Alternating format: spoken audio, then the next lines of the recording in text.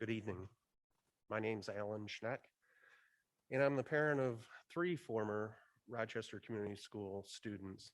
Um, and I just wanted to come up tonight and thank the board, thank Dr. Shaner, thank the administration, and everybody that's comprised of the Rochester Community School District.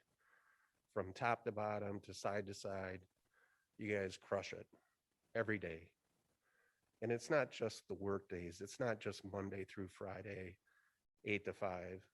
It's the weekends. It's the holidays. It's the late nights. It's the commitment and dedication that I think is shared amongst everybody as stakeholders. And I don't think that should be overlooked. And there was a person not too long ago that shared a speech or a quote with me from President Roosevelt. And I think it really kind of summed up the way that sometimes we should have a perspective or an opinion on what's done. And maybe it could be a little rewritten for today's times, but it's called The Man in the Arena. And I'll just quickly read it. It's not the critic who counts, not the man who points out how the strong man stumbles, or where the doer of deeds could have done them better. The credit belongs to the man who is actually in the arena, whose face is marred by dust and sweat and blood, who strives valiantly, who errs, who comes short again and again, because there is no effort without error and shortcoming, but who does actually strive to do the deeds. Who knows great enthusiasms, the great devotions, who spends himself in a worthy cause, who at their best knows in the end the triumph of high achievement, and who at the worst, if he fails, at least he fails while daringly greatly, so that his place shall never be with those cold and timid souls who neither know victory nor defeat. I really believe as a community, we're all in the arena, and we should be respectful of people's efforts. And again, I just want to say thank you. Thank you to the many people that I know I've worked and partnered with, whether it's been on an administrative level, school level, athletics level. But it should be known that, as I stated earlier, you guys really crush it every day. So thank you.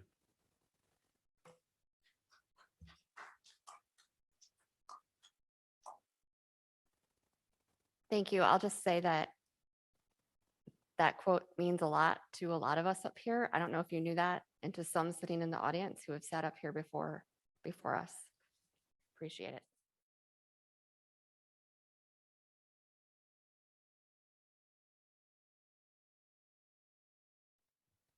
Are you guys comfortable with me following the MASB 12-foot guidance and removing my mask?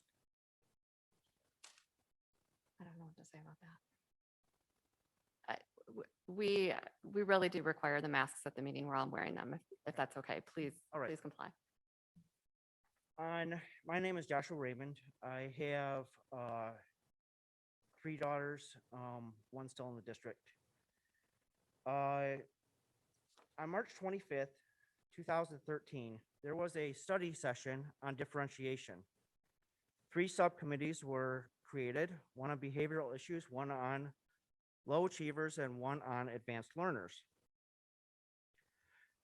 As a board member of the Michigan Association for Gifted Children and a parent of 3 gifted daughters, I asked to be on the subcommittee for advanced learners. However, there are no non-education parents on this subcommittee from my understanding from one of the members. And nothing happened.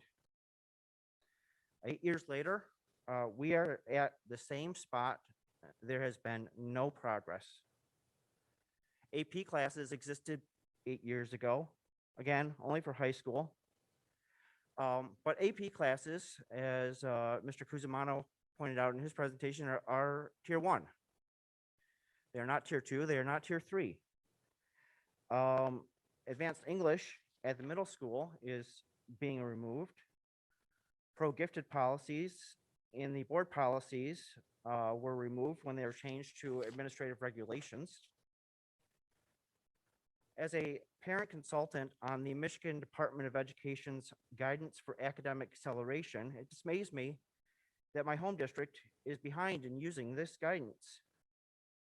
Teachers are not supported through district resources or policies when they want to accelerate students. It is time to actually make some progress. For all grade levels, in actual tier 2 and tier 3 supports, with gifted trained teachers, with parent involvement in the subcommittee, tell about our challenges, talk about our kids and their needs, to spur progress so that 8 years from now, we're not back here saying, what has been done? Has nothing been done? So why is this important to me? I saw the love of learning killed off in my kids.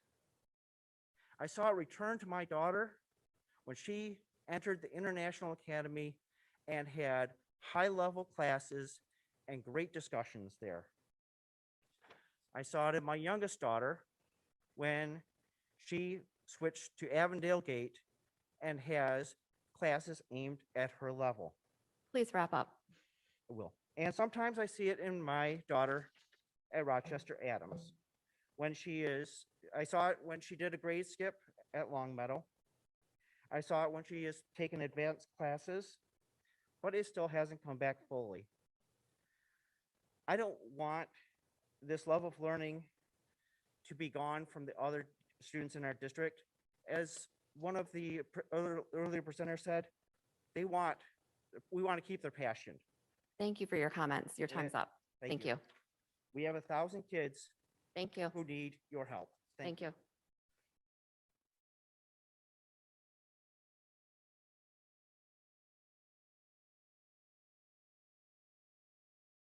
Okay. Yep. Good evening. My name is Jessica Opfer, and I am the parent of 2 students in the district. And before I begin my prepared comments, I just want to say I really would have liked to see a discussion as detailed as tonight's discussion on the topic of distance learning or remote learning, live streaming, whatever you want to call it. I think we deserved that with 20% of our kids in quarantine now. But I digress. My comments tonight concern the obligation of this board to perform due diligence in a manner that is publicly transparent on the use of $10 million in taxpayer funds to purchase and renovate a new administration building. At the April 12th meeting, public comment was suppressed on this issue by not allowing remote participation for the first time in over a year. The public was completely blindsided by the fact that the district never communicated its intention to purchase a new property, nor publicly solicited approval to proceed in this direction. This board then failed to ask a variety of questions that should have been asked as part of your fiscal responsibility to the community. Your constituents expect you, our elected board, to do more than rubber stamp every proposal that is brought to you by the administration. We have already seen what happens when the administration implements a plan without adequate oversight or public input in the form of caring steps. We have already seen more than $5 million in public funds squandered on a for-profit business venture that we didn't need, that faced significant competition in the early childcare market and has no indication of breaking even in the foreseeable future. Where is the due diligence? Where is the analysis of existing facilities in the district, such as Caring Steps and the Schultz Complex, to determine if these facilities that we already own could support the needs of the administration, even if temporarily, while necessary maintenance is performed on this building? Where is the cost-benefit analysis examining the long-term operating costs of the new building compared with the cost of gradually upgrading this one? How long will the district continue shouldering the operating costs of this building while plans are made for its future? It seems the administration is taking this opportunity to forgo its responsibilities to this historic structure and instead install itself in a quote unquote ivory tower that is disconnected from the community, both geographically and philosophically. We have been told time and again that our district cannot afford smaller class sizes, better teacher salaries, transportation adjustments to support later school start times, or technology to support distance learning for quarantined students. These are all things that our community has asked for over and over, and you have told us we can't afford it. But we can spend millions upon millions of dollars buying real estate. Every dollar spent by RCS on these ventures is a dollar taken away from our children's education.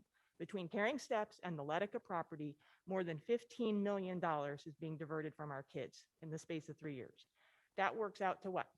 $1,000 a student? I'm here because I want the very best education for my kids so they can succeed in the future. That and only that should be the goal and the focus of this board and this administration. Please Our wrap up. community Thanks. deserves a thorough and complete explanation for how these real estate expenditures are aligned with the singular focus of giving our children the best education possible. Thank you. Thank you.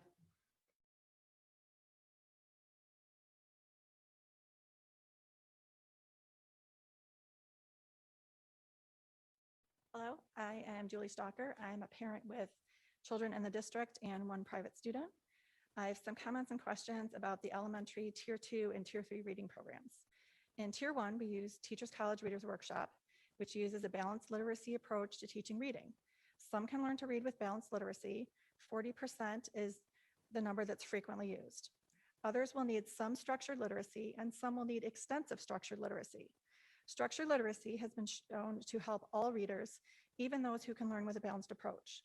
When we identify struggling readers, why are our interventions, Fountas and Pinnell leveled literacy intervention and reading recovery, both based in the balanced literacy approach? The Tier 1 program was balanced literacy and it failed these kids. Why aren't we using a different approach once we've identified them? Reading is the most researched aspect of education.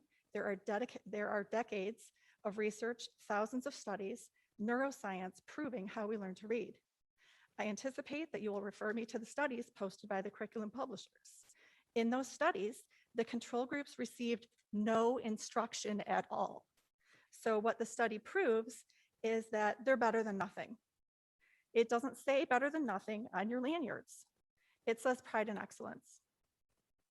Several states have newer laws about teaching reading because parents watch their kids and others struggle with reading. They educated their legislators who research the science, and they now require scientifically based methods to teach reading. The curriculum Rochester uses is not allowed in these states. The states who have switched to more effective and comprehensive approaches to teaching reading noticed improvements even in the students who were already good readers. This approach helps everyone and hurts no one. When we identify struggling readers, why not use structured literacy, which is proven to be most effective for them, instead of more of what didn't work for them the first or second time? I'm disappointed by the lack of formal district-wide policies on some other issues. We have a safety policy to wear masks and distance, but the policies are not always enforced and sometimes ignored. If a student wears spaghetti straps or a hat, there are formal expectations of how that will be handled and disciplinary actions. Properly wearing masks is like a temporary code of conduct. It should have the same level of detail with a plan for enforcement and consequences for refusal to comply. Spaghetti straps are not a health risk. Not wearing masks are. Please form a district-wide plan to provide live instruction to all students. Students who are quarantined deserve live instruction.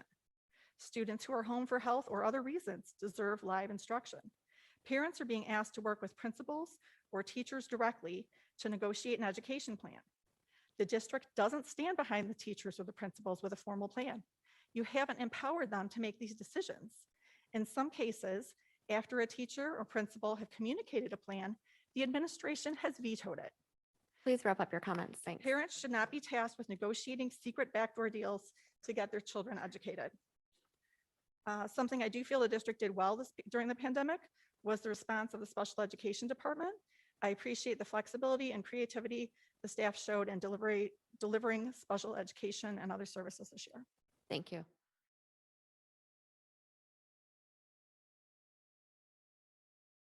Thank you. Item 3.2, citizens requesting placement on the agenda. We have one citizen, and that's Andrew Weaver. There's a microphone right here. Yeah.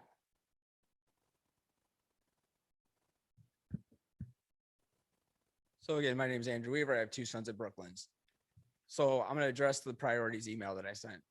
So it was made aware that in April, we established committees for in-person and virtual.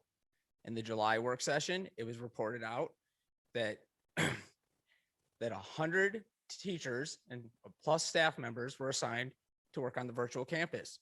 Come the start of the year, we had launched a virtual campus built from the ground up. It was highlighted as a success. While it did not serve many in the community that want an online platform, that do not want to be back in a classroom. That was clear that had we placed those same resources on the in-person one as of April, we probably would have had an in-person plan to return safely. In July or in August, a board member stated that the district had nothing that it needed to get the job done. There was a task project and we had nothing that was needed to get the job done. But again, we built a virtual campus from the ground up. So how is it that we did not have the resources needed to return to in-person and provide an online option that allowed the same course offering? That was a choice. Another board member during the July work session said by building the virtual campus, we took a complex situation and made it more complex. That is true because we prioritized a pet project ahead of the goal of providing quality education to all students. This is undeniable. These are the words that you can find that everyone at this table has said and has brought up repeatedly. We then listened to almost a year of being told the reason why we could not return to in-person and why we could not have an online option that offered all course offerings was because the situation was complex. Again, the board member stated, we took a complex situation and made it more complex and then used that as an excuse to deny quality education to all students. We absolutely had resources. During the time that the schools were closed, and here I want to make sure I get my numbers correct.